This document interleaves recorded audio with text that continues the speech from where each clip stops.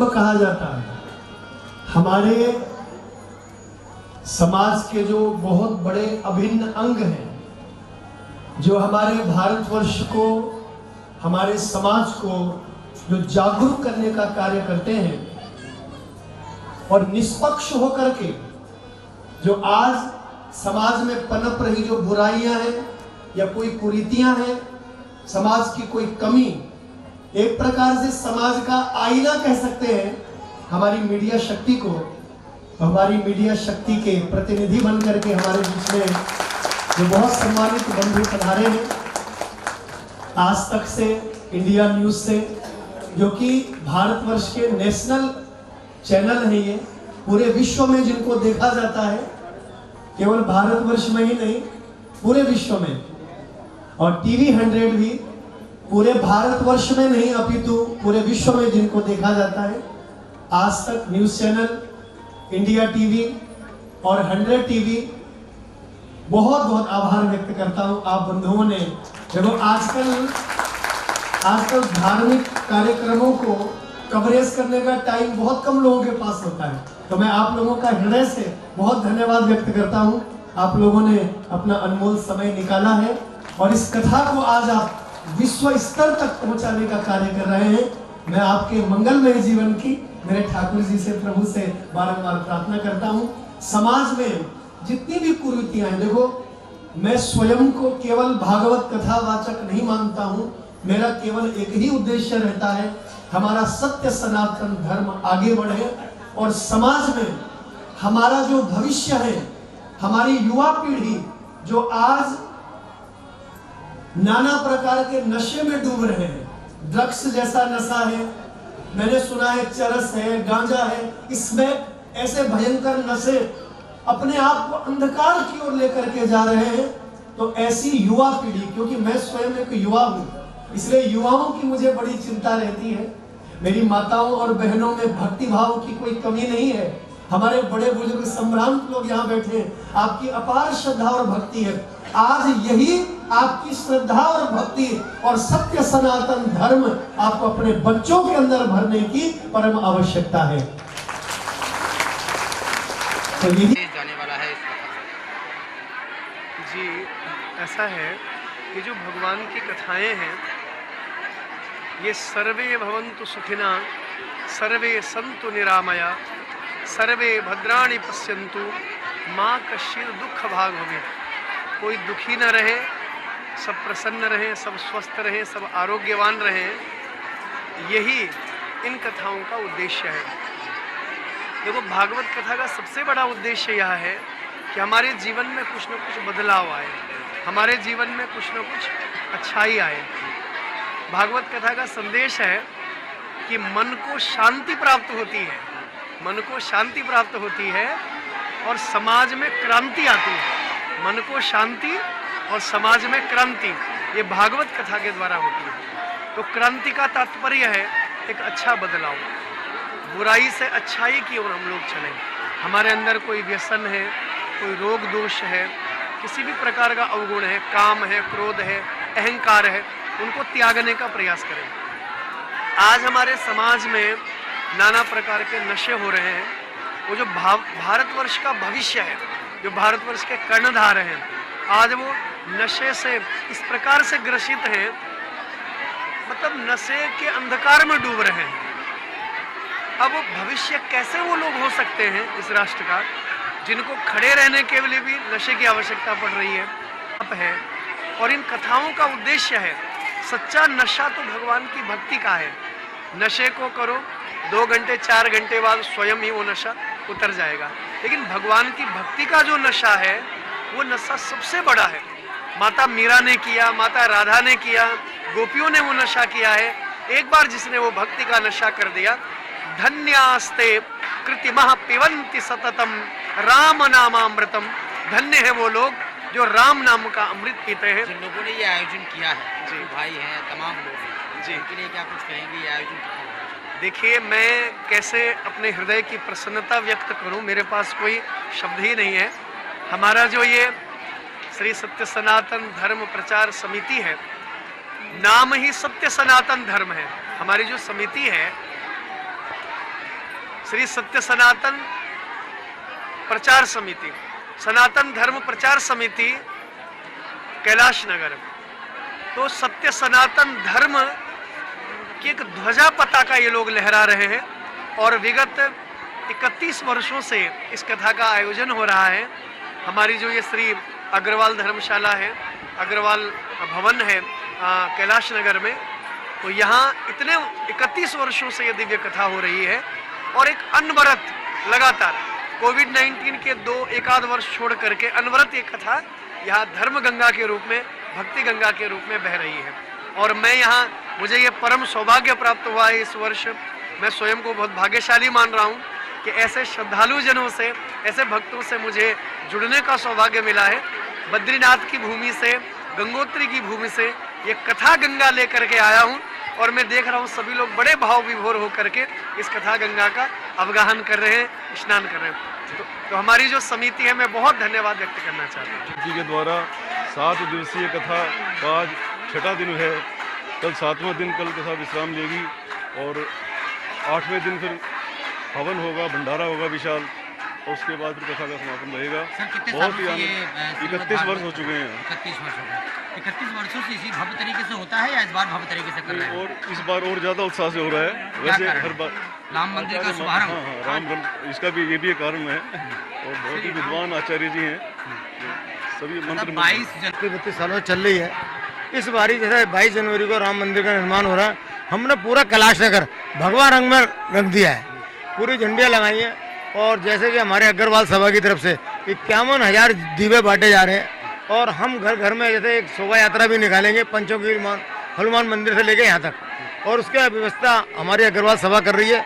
और यहाँ पे काफ़ी कीर्तन मंडलियाँ हैं जो पूरा सहयोग कर रहे हैं कि घर घर में 5-5 दीवे जलाए जाएं। पप्पू जी, 31 सालों से आप ये आयोजन कर रहे हैं, लेकिन इस बार भव्य क्यों किया आप लोगों ने? भव्य ये है कि हमारे जो राम भगवान आ रहे हैं, तो वो कहते हैं हम हर साल रामलीला भी करते हैं, 700 साल बाद आ रहे हैं, वो कहते हैं 500 साल बाद आ रहे हैं, तो कम से कम जब हम दिवाली बनाते हैं वो 14-15 दिन के लिए वो होता है, और अब 500 साल बाद आ रहे हैं तो हम तो कहते हैं दिवाली नहीं, महादिवाली है। इस आयोजन के बाद क्या 22 जनवरी को भी आप लोग को स्पेशल कार्यक्रम करने हाँ जी, बहुत पूरा स्पेशल प्रोग्राम होगा 22 जनवरी को। जैसे हम आप बता रहे हैं पंचमुखी हनुमान मंदिर, जहाँ से हमारी 451 महिलाओं ने कलश उठाए हैं, वहीं से हम एक शोभा यात्रा निकालेंगे यहाँ तक के लिए। पप्पू जी, अगली बार की क्या योजना है? जैसे पब्लिक आ रही है, भीड़ हो रही है, क्या कहना चाहिए? 31 को कितना यहाँ पे पब्लिक का कथा हर साल होगी यहाँ पे। कथा तो देखो ये हर साल होगी, और कथा में ना ये महावीर स्वामी पार्क में होती थी, मगर महावीर स्वामी पार्क जैसे फ्लाईओवर बनना है, रोड बनना है, तो इसके चक्कर में महावीर स्वामी पार्क अभी मिल नहीं रहा। अगर अगले साल ये महावीर स्वामी पार्क मिला तो ये कथा महावीर स्वामी पार्क में जाएगी। पप्पू भाई, इस बार आपने भव्य तरीके से किया है, क्या लगता है अगली बार और भव्य किस तरीके से होने वाली है इससे भी ये कथा? देखो उस टाइम की प्लानिंग उसी टाइम होगी और इससे अच्छी होगी, इससे अच्छी होगी और बहुत ही अच्छी होगी, क्योंकि हमारी जो कमेटी है वो बहुत कंधे से कंधा मिलाने वाले हैं, और सारे हैं ना ऐसे हैं कि हमारे प्यारे लाल घी वाले जो आत्मानंद गिरी हो गए, उनके हम सभी चेले हैं। उन्होंने हमें एक ज्ञान सिखाया और ज्ञान बांटा हमारे बीच में।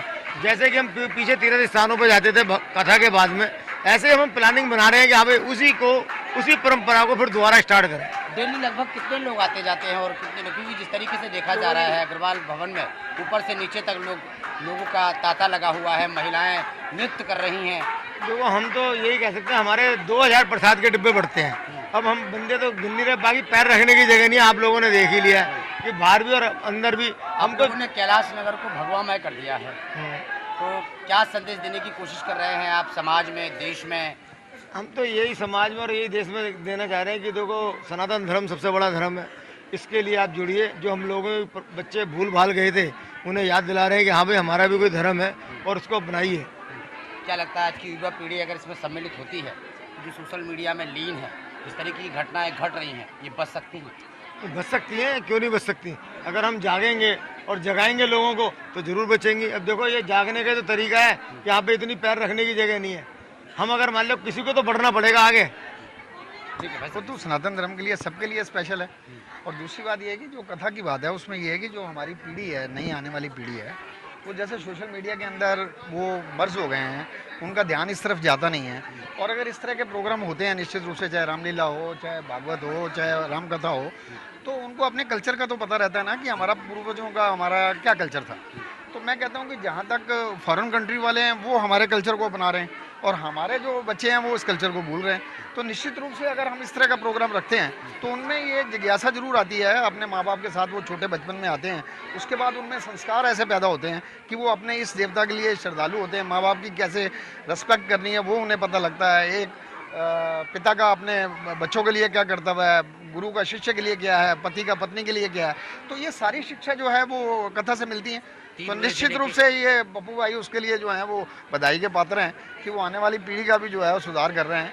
और जहाँ तक आप इसकी बात कर रहे हैं कि प्रोग्राम कितना बढ़िया होगा, तो आपने पहले हमारे प्रोग्राम देखे नहीं हैं, तो अब भी नेक्स्ट प्रोग्राम अगर हमें महावीर स्वामी पार्क मिलेगा तो उसमें 20,000 लोग आते हैं।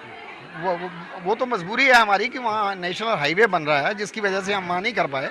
तो अगली बार जब आप वहाँ आएंगे तो हम आपको 20,000 लोग जो है वहाँ दिखाएंगे और आप कहेंगे कि इससे भव्य हो नहीं सकता। कैलाश नगर हाँ जी। और अग्रवाल भवन हाँ कहीं ना जी। कहीं भगवा में देखने को मिल रहा है। हाँ जी, हाँ जी। और आप 3 बजे से लेकर 7 बजे तक तमाम लोग देख रहे हैं। आपने भी देखा कि किस तरीके से महिलाओं ने नृत्य किया है। हाँ जी, हाँ जी। क्या लगता है इस देश में किस तरीके का संदेश जाने वाला है? नहीं, मेरा ये कहना है कि देखो ये जो होता है ना, इसका भी श्रेय जो है वो हमारे जो स्वामी जी कथा कर रहे हैं उनको जाता है। जब वो पब्लिक के अंदर इस तरह की कथा देते हैं और उनमें संस्कार आते हैं तो निश्चित रूप से इस तरह का माहौल पैदा होता है। अब मान लो अगर वो राधा किशन को नचा रहे हैं तो अगर पब्लिक भी नाच रही है तो भगवान के साथ नाच रहे हैं, तो इससे बढ़िया मौका क्या हो सकता है।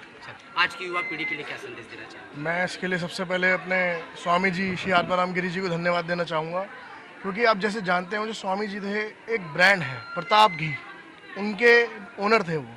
सब कुछ भलापुर होते हुए, भला पूरा परिवार होते हुए, धन दौलत होते हुए संन्यास लेना ये बहुत बड़ी बात है।